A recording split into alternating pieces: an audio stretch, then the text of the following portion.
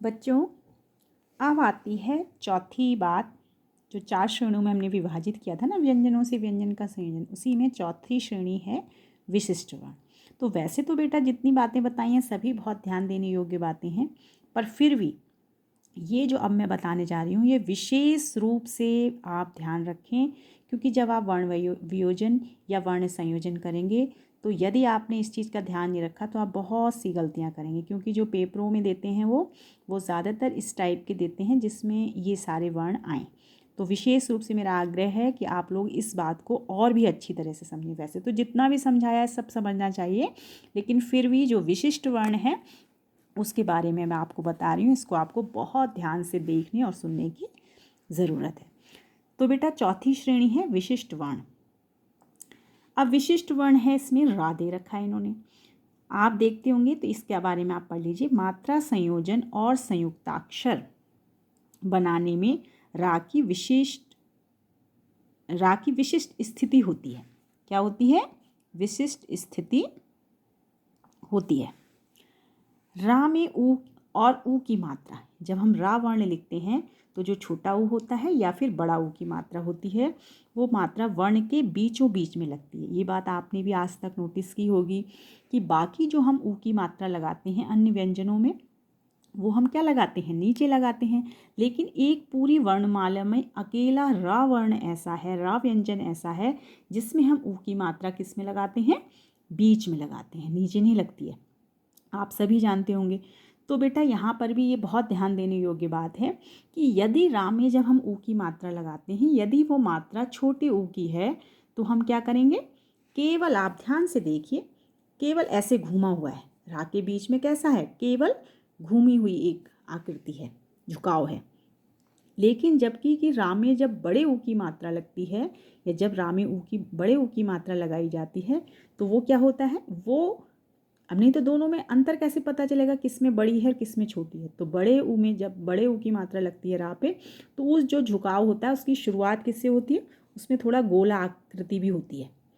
ये बात यदि आप लोग जानते हैं पहले से तो बहुत अच्छी बात है, और नहीं जानते हैं तो अब आज से इस बात का ख्याल रखेंगे और इस बात का लिखते समय ध्यान देंगे कि कहाँ पे आपको बड़े ऊ यानी कि गोलाकार करके झुकाना है, उसको मोड़ना है, और कहाँ पे आपको केवल झुकाना है, यानी कि जहाँ पे छोटे ऊ की मात्रा होगी वहाँ पे केवल आप उसको थोड़ा सा गोलाकार मतलब थोड़ा सा झुकाएंगे, मोड़ेंगे उस मात्रा को। जबकि जो बड़े ऊ की मात्रा रा पे लगेगी उसमें आप पहले उसको थोड़ा सा गोलाकार, छोटा सा गोलाकृति देंगे, तब घुमाएंगे। समझ में आ गई बात? अब बेटा बात आती है स्वर रहित। ये तो और भी ज़्यादा ध्यान देने योग्य बात है। स्वर रहित रा के साथ जब हम व्यंजन का संयोजन करते हैं तो रा परवर्ती व्यंजन के ऊपर लिखा जाता है, और इसको हम क्या कहते हैं? इसको हम रेफ कहते हैं। इसके उदाहरण दिए जा रहे हैं। जैसे ये बेटा आप इन शब्दों को सब जानते होगे, कर्म जानते हो, अर्थ जानते हो, दर्द, सर्द, ये तो फॉर एग्जाम्पल हैं 4। चाहे इसी तरह के और भी कोई भी शब्द होंगे आप लोग जानते होंगे, तो जिसमें ये ऊपर रा लगता है, ठीक है, जिसमें ये रा ऊपर लगता है, तो इसको बेटा हम संस्कृत में क्या कहते हैं? रेफ कहा जाता है। इसको क्या कहा जाता है? रेफ कहा जाता है। और ये जो होता है, तो मान लीजिए ऐसा शब्द दे दें और जान के वो देते हैं ऐसे शब्द पेपरों में, तो आप कैसे इसको दिखाओगे? तो जब आप इस बात का ध्यान रखोगे, या ये वाला जो रा होता है जो ऊपर जाता है, वो वाले रा को एक तो हम रेफ कहते हैं, ठीक है। दूसरी बात ये है कि वो कैसा होता है? स्वर रहित होता है।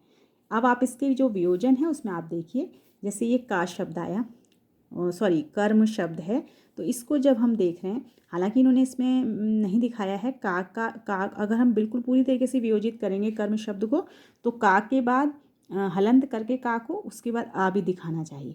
लेकिन चलिए इसमें ऐसे ही दिखाया गया, इसमें क्योंकि इसमें इनका मेन फोकस राप पे है, इसलिए इन्होंने इन वर्णों को वियोजित रूप में नहीं दिखाया है। तो आप देखिए जितना भी इन्होंने ये मात्राएं लगी हुई हैं ऊपर, रेफ जिसको बोलते हैं, उन सभी में आप देखिए कहीं भी आ नहीं दिखाया इसके बाद। क्यों नहीं दिखाया? क्योंकि वो होता ही नहीं, वो शुद्ध व्यंजन होता है, ठीक है। वो कैसा रा होता है? वो शुद्ध व्यंजन होता है, और उसको हम रेफ कहते हैं। इसको जब हम वियोजित रूप में दिखाएंगे तो हम इसके बाद आ नहीं दिखाएंगे, बिल्कुल नहीं दिखाएंगे, हरगिज़ नहीं दिखाएंगे। यदि हमने इस वाला पेपर में कोई ऐसा शब्द आया जिसमें इस तरह का रा है यानी रेफ है, लेकिन उसके बाद भी हमने उसमें यदि आग दिखा दिया तो वो शब्द गलत हो जाएगा, यानी वो वर्ण वियोजन गलत हो जाएगा।